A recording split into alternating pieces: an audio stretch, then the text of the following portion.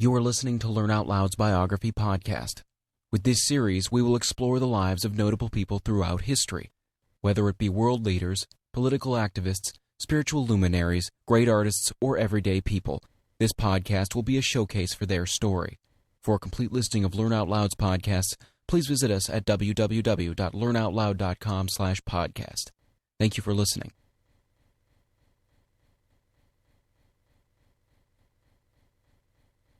Alexander the Great, by Plutarch, from Plutarch's Lives of the Noble Greeks and Romans, edited by John Stuart White. It must be borne in mind that my design has been not to write histories, but lives, and the most glorious exploits do not always furnish us with the clearest discoveries of virtue or vice in men.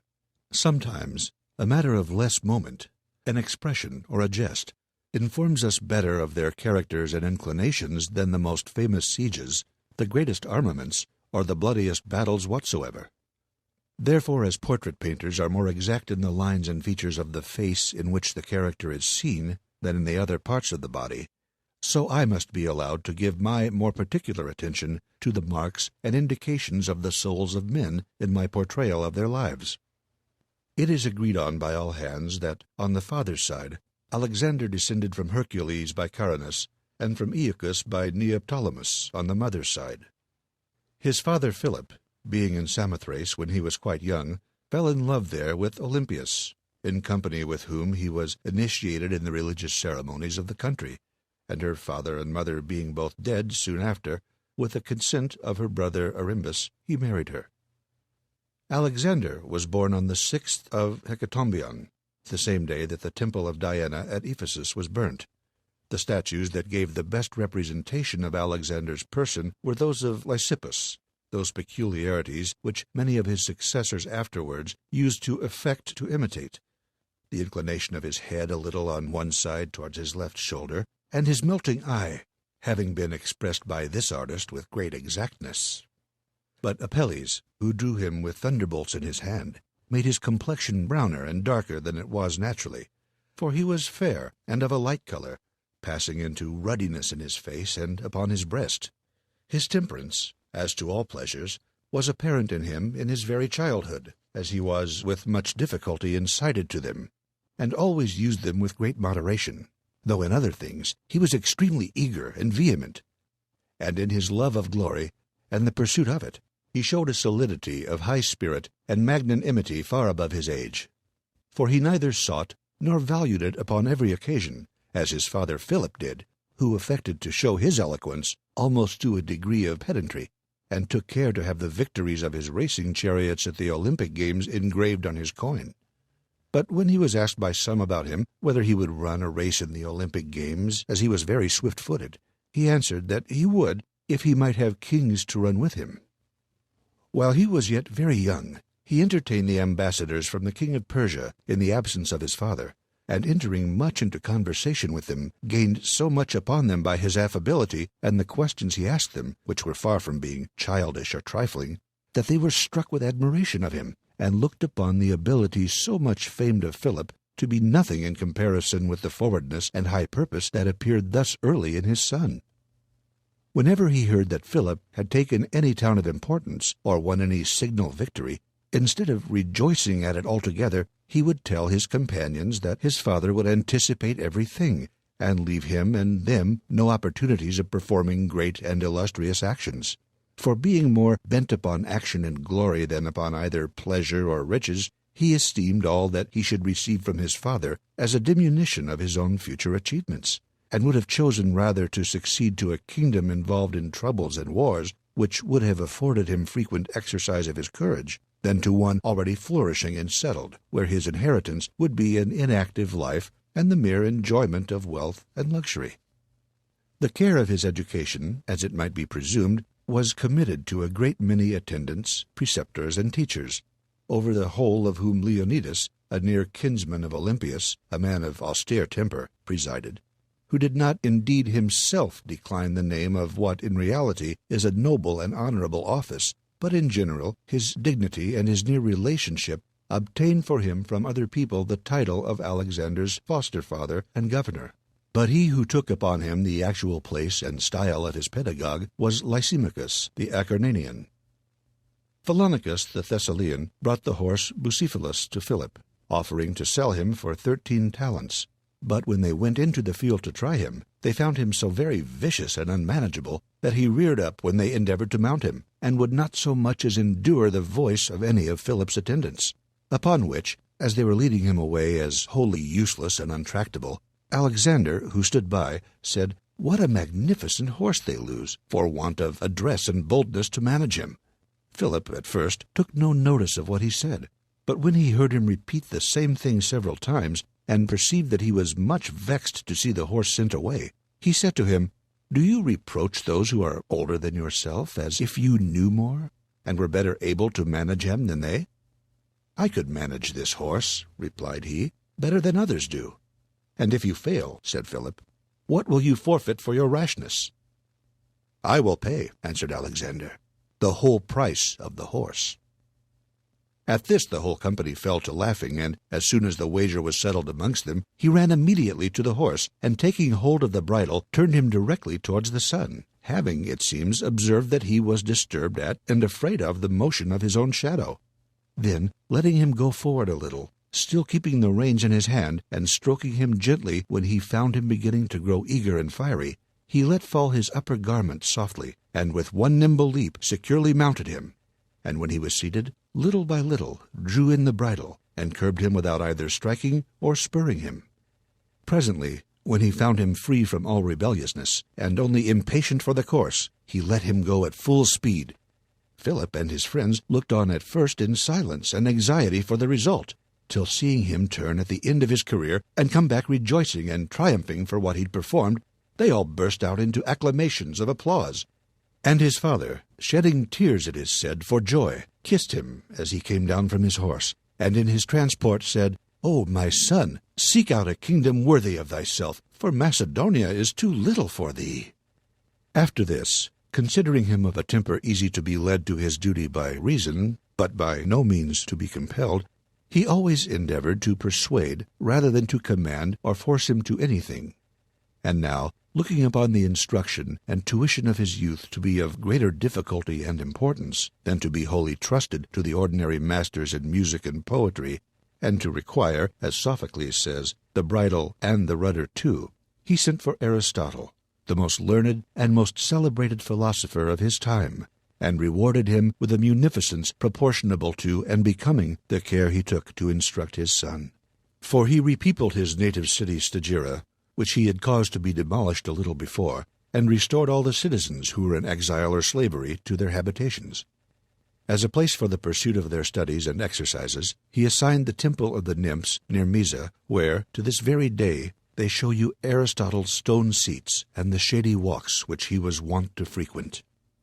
It would appear that Alexander received from him not only his doctrines of morals and of politics, but also something of those more abstruse and profound theories which these philosophers, by the very names they gave them, professed to reserve for oral communication to the initiated, and did not allow many to become acquainted with.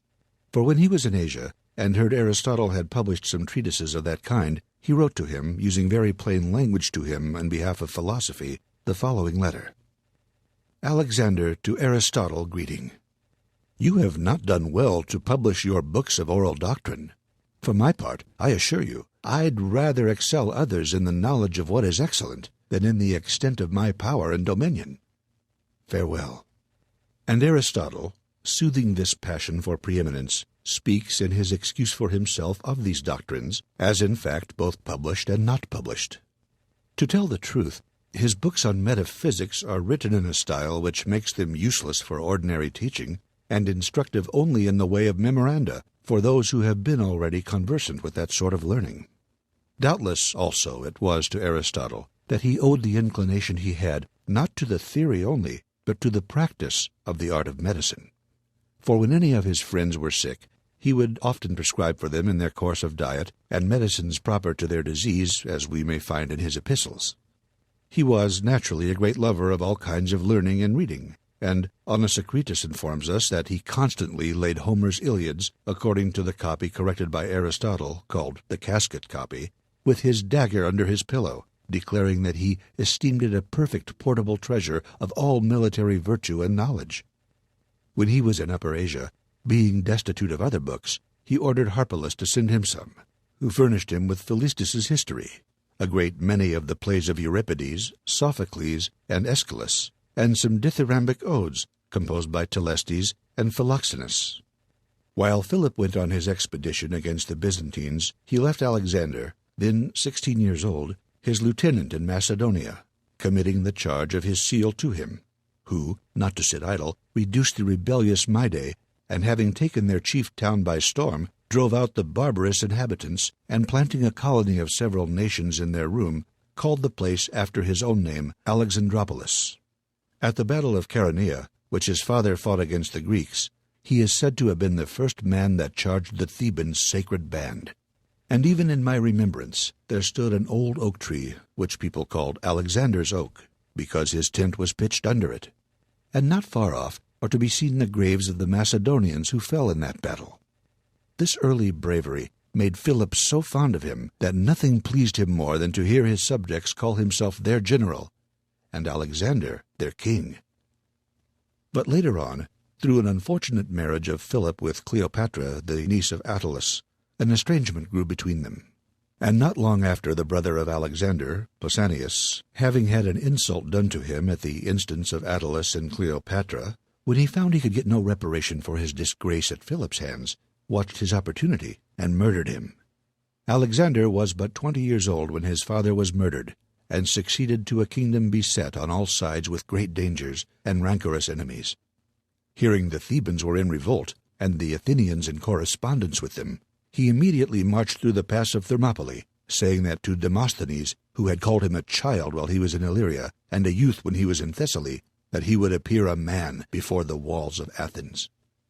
When he came to Thebes, he only demanded of them Phoenix and Prothytes, the authors of the rebellion, and proclaimed a general pardon to those who would come over to him. But when the Thebans merely retorted by demanding Philotas and Antipater to be delivered into their hands, he applied himself to make them feel the last extremities of war. The Thebans defended themselves with a zeal and courage beyond their strength, being much outnumbered by their enemies. But when the Macedonian garrison sallied out upon them from the citadel, they were so hemmed in on all sides that the greater part of them fell in the battle. The city itself, being taken by storm, was sacked and razed, Alexander's hope being that so severe an example might terrify the rest of Greece into obedience. So that, except the priests and a few who had heretofore been the friends and connections of the Macedonians, the family of the poet Pindar, and those who are known to have opposed the public vote for the war, all the rest, to the number of 30,000, were publicly sold for slaves, and it is computed that upwards of 6,000 were put to the sword. Among the other calamities that befell the city, it happened that some Thracian soldiers, having broken into the house of a matron of high character and repute named Timoclea, their captain, to satisfy his avarice, asked her if she knew of any money concealed, to which she readily answered that she did, and bade him follow her into a garden, where she showed him a well, into which, she told him, upon the taking of the city she had thrown what she had of most value. The greedy Thracian presently stooping down to view the place where he thought the treasure lay, she came behind him and pushed him into the well, and then flung great stones in upon him till she had killed him. After which, when the soldiers led her away bound to Alexander, her very mien and gait showed her to be a woman of dignity and high mind, not betraying the least sign of fear or astonishment. And when the king asked her who she was, she said, "I am the sister of Diogenes, who fought at the battle of Chaeronea with your father, Philip, and fell there in command for the liberty of Greece." Alexander was so surprised both at what she had done and what she had said, that he could not choose but give her and her children their freedom to go whither they pleased. After this he received the Athenians into favor, whether it were like the lion that his passion was now satisfied, or that after an example of extreme cruelty he had a mind to appear merciful, it happened well for the Athenians. Certain it is, too, that in after time he often repented of his severity to the Thebans, and his remorse had such influence on his temper as to make him ever after less rigorous to all others. You are listening to Learn Out Loud's Biography podcast. With this series, we will explore the lives of notable people throughout history, whether it be world leaders, political activists, spiritual luminaries, great artists, or everyday people. This podcast will be a showcase for their story. For a complete listing of Learn Out Loud's podcasts, please visit us at www.learnoutloud.com/podcast. Thank you for listening.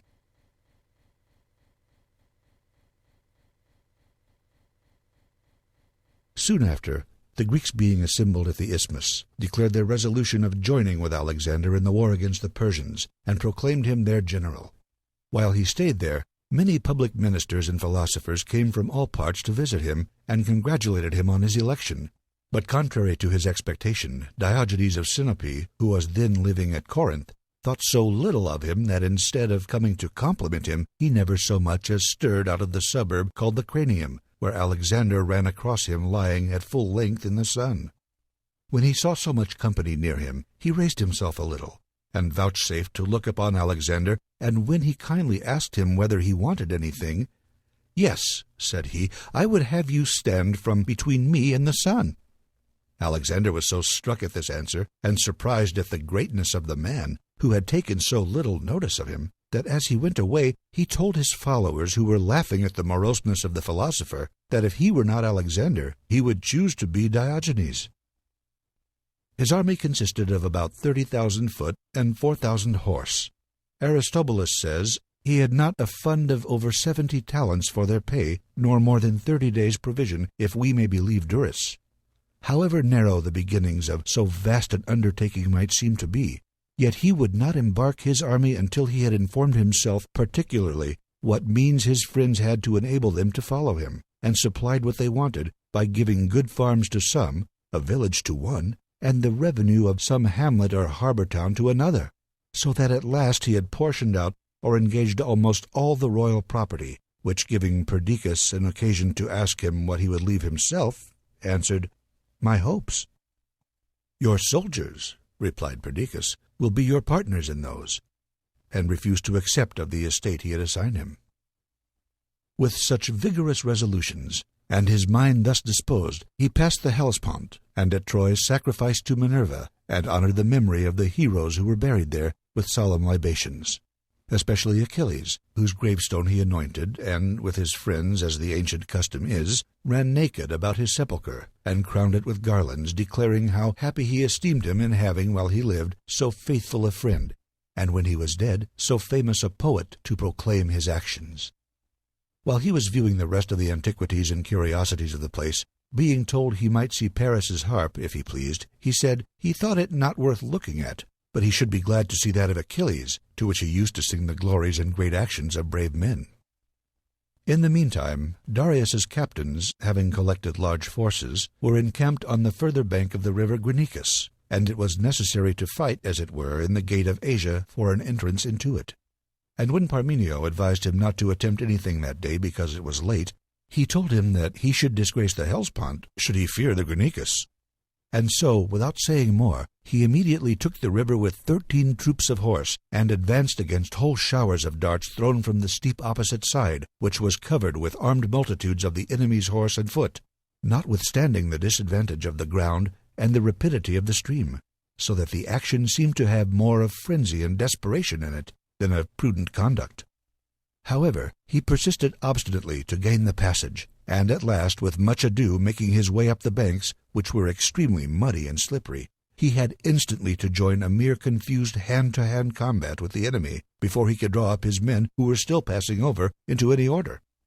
For the enemy pressed upon him with loud and warlike outcries, and charging horse against horse with their lances, after they'd broken and spent these, they fell into it with their swords. And Alexander, being easily known by his buckler and a large plume of white feathers on each side of his helmet, was attacked on all sides, yet escaped without a wound, though his cuirass was pierced by a javelin in one of the joinings. And Rossachus and Spithridates, 2 Persian commanders, falling upon him at once, he avoided one of them, and struck at Rossachus, who had a good cuirass on, with such force that his spear breaking in his hand, he was glad to betake himself to his dagger. While they were thus engaged, Spithridates came up on the other side of him, and raising himself upon his horse, gave him such a blow with his battle-axe on the helmet that he cut off the crest of it, and the helmet was only just so far strong to save him, that the edge of the weapon touched the hair of his head. But as he was about to repeat his stroke, Cletus, called the Black Cletus, prevented him by running him through the body with his spear. At the same time Alexander dispatched Rosacus with his sword. While the horse were thus dangerously engaged, the Macedonian phalanx passed the river, and the foot on each side advanced to fight. But the enemy, hardly sustaining the first onset, soon gave ground and fled, all but the mercenary Greeks who, making a stand upon the rising ground, desired quarter, which Alexander, guided rather by passion than judgment, refused to grant, and charging them himself first, had his horse, not Bucephalus but another, killed under him. And this obstinacy to cut off these experienced, desperate men cost him the lives of more of his own soldiers than all the battle before, besides those who were wounded. The Persians lost in this battle 20,000 foot and 2,500 horse. On Alexander's side, Aristobulus says there were not over 34 missing, of whom 9 were foot soldiers. And that the Greeks might participate in the honor of his victory, he sent a portion of the spoils home to them, particularly to the Athenians 300 bucklers, and upon all the rest he ordered this inscription to be set: Alexander the son of Philip.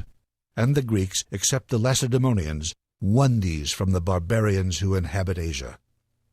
All the plate and purple garments and other things of the same kind that he took from the Persians, except a very small quantity which he reserved for himself, he sent as a present to his mother. This battle presently made a great change of affairs, to Alexander's advantage. For Sardis itself, the chief seat of the barbarians' power in the maritime provinces, and many other considerable places were surrendered to him. Only Halicarnassus and Miletus stood out, which he took by force, together with the territory about them. After which he was a little unsettled in his opinion how to proceed. Sometimes he thought it best to find out Darius as soon as he could, and put all to the hazard of a battle. At another time he looked upon it as a more prudent course to make an entire reduction of the sea-coast, and not to seek the enemy till he had first exercised his power here, and made himself secure of the resources of these provinces. While he was thus deliberating what to do, it happened that a spring of water near the city of Xanthus in Lycia of its own accord swelled over its banks, and threw up a copper plate upon the margin, in which was engraven in ancient characters that the time would come when the Persian Empire should be destroyed by the Greeks.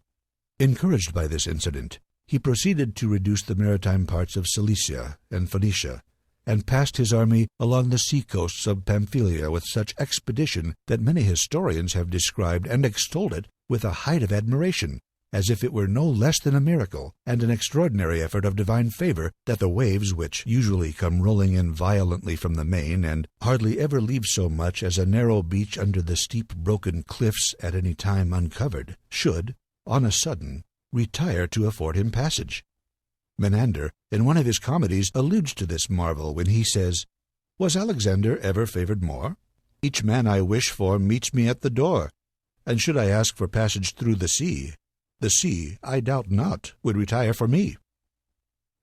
Then he subdued the Pisidians who made head against him, and conquered the Phrygians, at whose chief city Gordium, which is said to be the seat of the ancient Midas, he saw the famous chariot fastened with cords made of the rind of the cornel tree, about which the inhabitants had a tradition, that for him who should untie it was reserved the empire of the world. Most authors tell the story of Alexander, finding himself unable to untie the knot, the ends of which were secretly twisted round and folded up within it, cut it asunder with his sword. But Aristobulus tells us it was easy for him to undo it, by only pulling the pin out of the pole to which the yoke was tied, and afterwards drawing off the yoke itself from below. Darius was by this time upon his march from Susa very confident in the number of his men, which amounted to 600,000. But Alexander was detained in Cilicia by a sickness, which some say he contracted from his fatigues, others from bathing in the river Cydnus, whose waters were exceedingly cold. None of his physicians would venture to give him any remedies, they thought his case so desperate, and were so afraid of the suspicions and ill will of the Macedonians if they should fail in the cure. Till Philip the Acarnanian, seeing how critical his case was, but relying on his own well-known friendship for him, resolved to try the last efforts of his art, and rather hazard his own credit in life than suffer him to perish for want of physic, which he confidently administered to him, encouraging him to take it boldly if he desired a speedy recovery in order to prosecute the war. At this very time Parmenio wrote to Alexander from the camp, bidding him have a care of Philip as one who was bribed by Darius to kill him with great sums of money and a promise of his daughter in marriage. When he had perused the letter, he put it under his pillow without so much as showing it to any of his most intimate friends, and when Philip came in with the potion, he took it with great cheerfulness and assurance, giving him meantime the letter to read. This was a spectacle well worth being present at, for Alexander's looks were cheerful and open, while the other was full of surprise and alarm at the accusation, appealing to the gods to witness his innocence, sometimes lifting up his hands to heaven, and then throwing himself down by the bedside, and beseeching Alexander to lay aside all fear and follow his directions without apprehension. For the medicine at first worked so strongly as to drive, as it were, the vital forces into the interior. He lost his speech, and, falling into a swoon, had scarcely any sense or pulse left. However, in a very short time, by Philip's means, his health and strength returned, and he showed himself in public to the Macedonians, who were in continual fear and dejection until they saw him abroad again. Darius, in the meantime, marched into Cilicia, at the same time that Alexander advanced into Syria to meet him, and missing one another in the night, they both turned back again.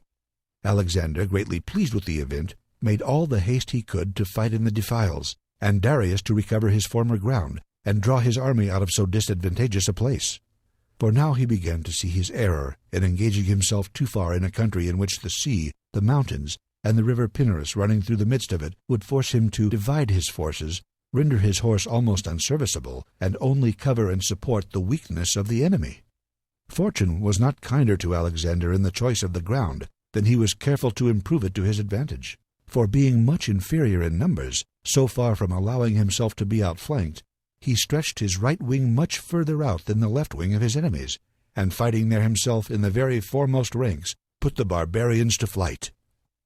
In this battle he was wounded in the thigh, Carus says, by Darius, with whom he fought hand to hand.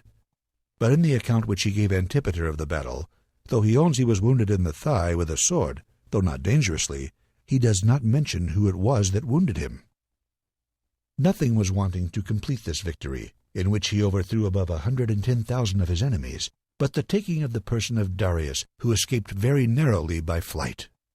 However, having captured his chariot and his bow, he returned from pursuing him, and found his own men busy in pillaging the barbarians' camp, which, though to disburden themselves they left most of their baggage at Damascus, was exceedingly rich. But Darius's tent, which was full of splendid furniture, and quantities of gold and silver, they reserved for Alexander himself, who, after he'd put off his arms, went to bathe himself, saying, "Let us now cleanse ourselves from the toils of war in the bath of Darius."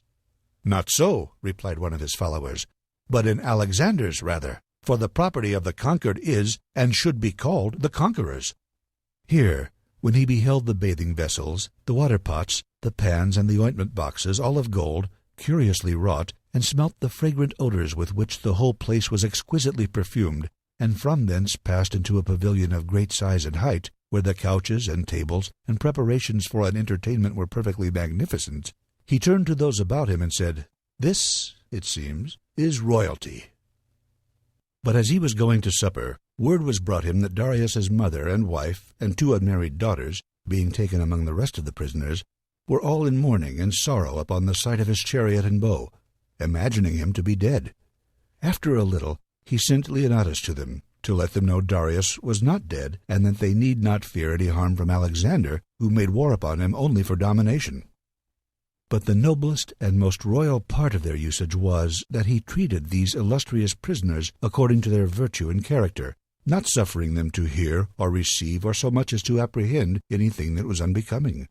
so that they seemed lodged in some temple or some holy chambers, where they enjoyed their privacy sacred and uninterrupted rather than in the camp of an enemy. Yet Darius's wife was accounted the most beautiful princess then living, as her husband the tallest and handsomest man of his time, and the daughters were not unworthy of their parents. In his diet, Alexander was most temperate, as appears, omitting many other circumstances by what he said to Ada, whom he adopted with the title of mother, and afterwards created Queen of Caria. For when she, out of kindness, sent him every day many curious dishes and sweetmeats, and would have furnished him with some cooks and pastrymen, who were thought to have great skill, he told her he wanted none of them, his preceptor, Leonidas, having already given him the best, which were a night march to prepare for breakfast, and a moderate breakfast to create an appetite for supper. Leonidas also, he added, used to open and search the furniture of his chamber and his wardrobe to see if his mother had left him anything that was delicate or superfluous. He was much less addicted to wine than was generally believed. That which gave people occasion to think so of him was that when he had nothing else to do, he loved to sit long and talk rather than drink, and over every cup hold a long conversation. For when his affairs called upon him, he would not be detained, as other generals often were, either by wine or sleep, nuptial solemnities, spectacles, or any other diversion whatsoever. A convincing argument of which is that in the short time he lived, he accomplished so many and so great actions. When he was free from employment, after he was up and had sacrificed to the gods, he used to sit down to breakfast, and then spend the rest of the day in hunting or writing memoirs, giving decisions on some military questions, or reading. In marches that required no great haste, he would practice shooting as he went along, or to mount a chariot and alight from it in full speed. Sometimes, for sport's sake, as his journals tell us, he would hunt foxes and go fowling. When he came in for the evening, after he had bathed and was anointed, he would call for his bakers and chief cooks to know if they had his dinner ready. He never cared to dine till it was pretty late and beginning to be dark, and was wonderfully circumspect at meals, so that everyone who sat with him should be served alike and with proper attention. And his love of talking, as was said before, made him delight to sit long at his wine, and no prince's conversation was ever so agreeable, yet he would at times fall into a temper of ostentation and soldierly boasting, which gave his flatterers a great advantage to ride him, and made his better friends very uneasy. After such an entertainment, he was wont to bathe, and then perhaps he would sleep till noon, and sometimes all day long. He was so very temperate in his eating, that when any rare fish or fruits were sent him, he would distribute them among his friends, and often reserved nothing for himself. His table, however, was always magnificent, the expense of it still increasing with his good fortune till it amounted to 10,000 drachmas a day, to which sum he limited it, and beyond this he would suffer none to lay out in any entertainment where he himself was the guest.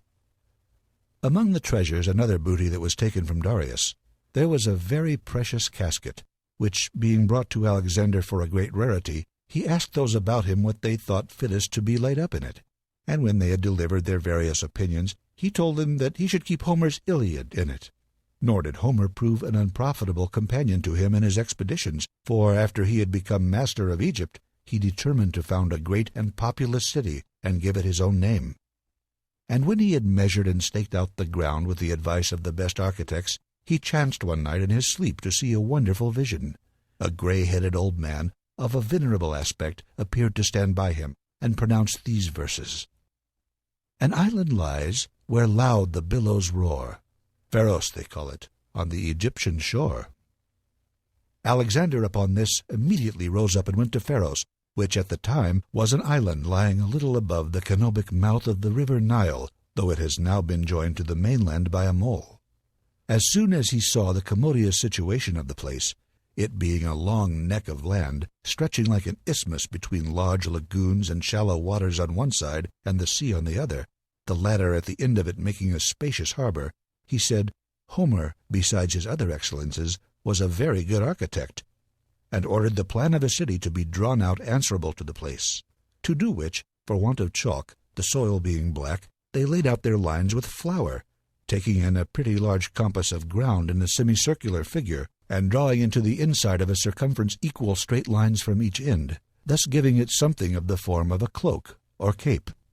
While he was pleasing himself with his design, on a sudden an infinite number of great birds of several kinds, rising like a black cloud out of the river and the lake, came and devoured every morsel of the flour that had been used in setting out the lines, at which omen even Alexander himself was troubled, till the augurs restored his confidence again by telling him it was a sign that the city he was about to build would not only abound in all things within itself, but also be the nurse and feeder of many nations. The great battle of all that was fought with Darius was not, as most writers tell us, at Arbela, but at Gaugamela, which in their language signifies the camel's house, forasmuch as one of their ancient kings, having escaped the pursuit of his enemies on a swift camel, in gratitude to his beast, settled him at this place, with an allowance of certain villages and rents for his maintenance.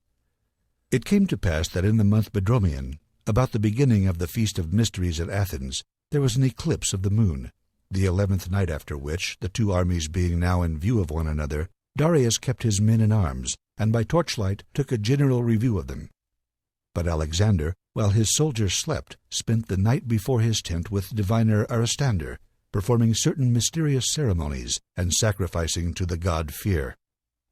In the meanwhile, the oldest of his commanders, and chiefly Parmenio, when they beheld all the plain between Niphates and the Gordian mountains shining with the lights and fires which were made by the barbarians, and heard the uncertain and confused sound of voices out of their camp like the distant roaring of a vast ocean, were so amazed at the thoughts of such a multitude that after a conference among themselves they concluded it an enterprise too difficult and hazardous for them to engage so numerous an enemy in the day,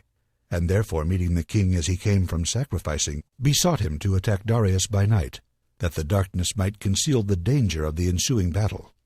To this he gave them the celebrated answer, "I will not steal a victory," which, though some at the time thought it a boyish and inconsiderate speech, as if he played with danger, others regarded as an evidence that he confided in his present condition, and acted on a true judgment of the future, not wishing to leave Darius, in case he were worsted, the pretext of trying his fortune again, which he might suppose himself to have if he could impute his overthrow to the disadvantage of the night, as he did before to the mountains, the narrow passages, and the sea. For while he had such numerous forces and large dominions still remaining, it was not any want of men or arms that could induce him to give up the war, but only the loss of all courage and hope upon the conviction of an undeniable and manifest defeat. After they were gone from him with this answer, he laid himself down in his tent, and slept the rest of the night more soundly than was usual with him, to the astonishment of the commanders. Not only before the battle, but in the height of the danger, he showed himself great, and manifested the self-possession of a just foresight and confidence. For the battle for some time fluctuated, and was dubious. The left wing, where Parmenio commanded, was so impetuously charged by the Bactrian horse that it was disordered and forced to give ground. At the same time, the Mazaeus had sent a detachment around to fall upon those who guarded the baggage, which so disturbed Parmenio that he sent messengers to acquaint Alexander that the camp and baggage would be all lost unless he immediately relieved the rear by a considerable reinforcement drawn out of the front. This message being brought him just as he was giving the signal to those about him for the onset, he bade them tell Parmenio that he must have surely lost the use of his reason, and had forgotten in his alarm that soldiers, if victorious, become masters of their enemy's baggage, and if defeated, instead of taking care of their wealth or their slaves, have nothing more to do but to fight gallantly and die with honor.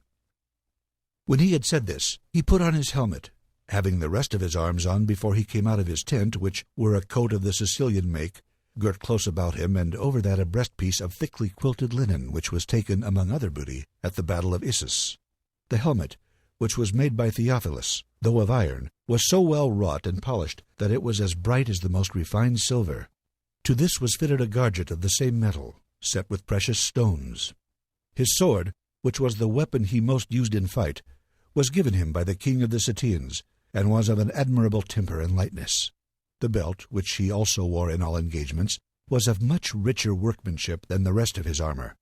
It was the work of the ancient Helicon, and had been presented to him by the Rhodians as a mark of their respect to him. So long as he was engaged in drawing up his men, or riding about to give orders or directions, or to view them, he spared Bucephalus, who was now growing old, and made use of another horse. But when he was actually to fight, he sent for him again, and as soon as he was mounted, commenced the attack.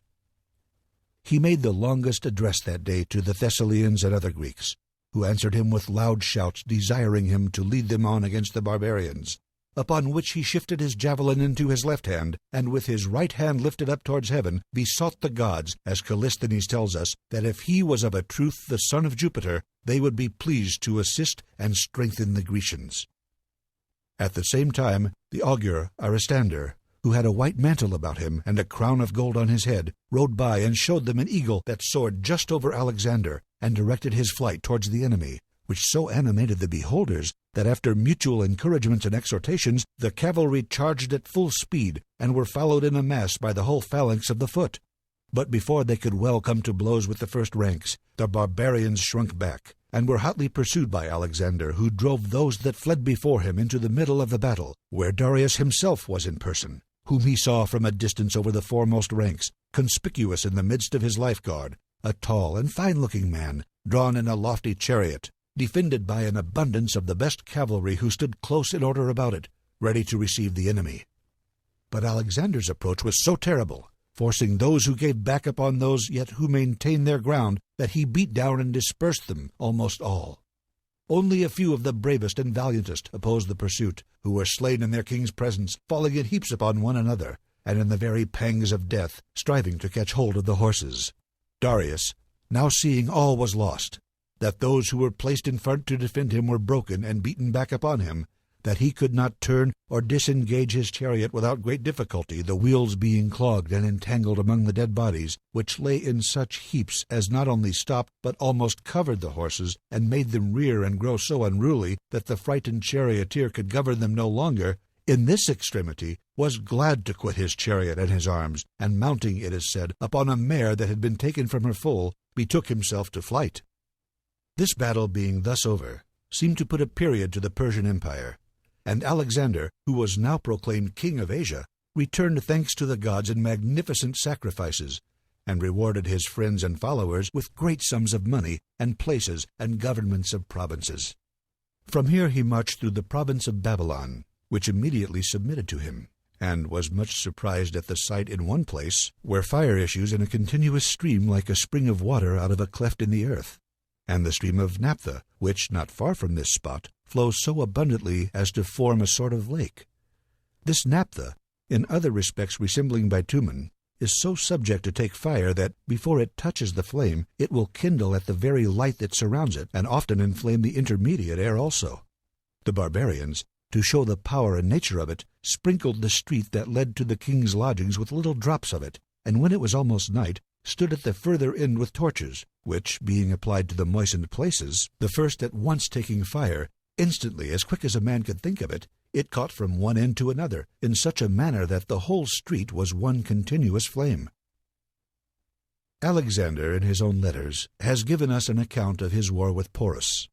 He says that two armies were separated by the river Hydaspes, on whose opposite bank Porus continually kept his elephants in order of battle, with their heads towards their enemies, to guard the passage.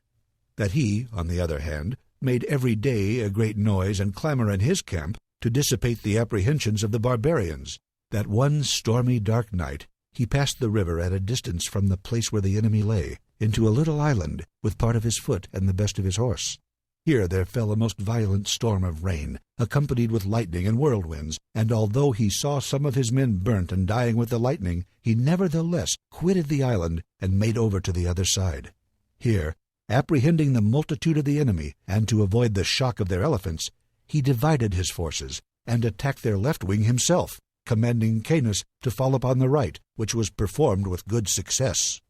By this means, both wings being broken, the enemies fell back in their retreat upon the center, and crowded in upon their elephants. There rallying, they fought a hand-to-hand battle, and it was the 8th hour of the day before they were entirely defeated. Almost all the historians agree in relating that Porus was 4 cubits and a span high, and that was when he was upon his elephant, which was of the largest size. His stature and bulk were so answerable that he appeared to be proportionately mounted, as a horseman on his horse. This elephant, during the whole battle, gave many singular proofs of sagacity, and of particular care of the king, whom, as long as he was strong and in a condition to fight, he defended with great courage, repelling those who set upon him. And as soon as he perceived them overpowered with his numerous wounds and the multitude of darts that were thrown at him, to prevent his falling off, he softly knelt down and began to draw out the darts with his proboscis. When Porus was taken prisoner, and Alexander asked him how he expected to be used, he answered, "As a king." And Alexander, accordingly, not only suffered him to govern his own kingdom as satrap under himself, but gave him also the additional territory of various independent tribes whom he subdued.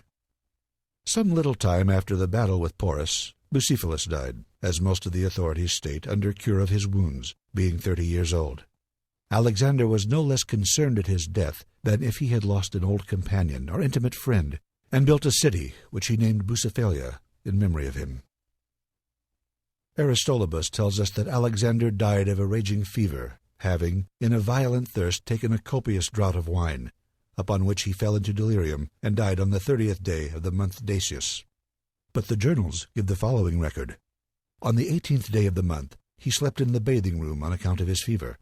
The next day he bathed, and removed into his chamber, and spent his time in playing at dice with the Medius. In the evening he bathed and sacrificed, and ate freely, and had the fever on him through the night. On the 24th he was much worse, and was carried out of his bed to assist at the sacrifices, and gave order that the general officers should wait within the court, whilst the inferior officers kept watch without doors.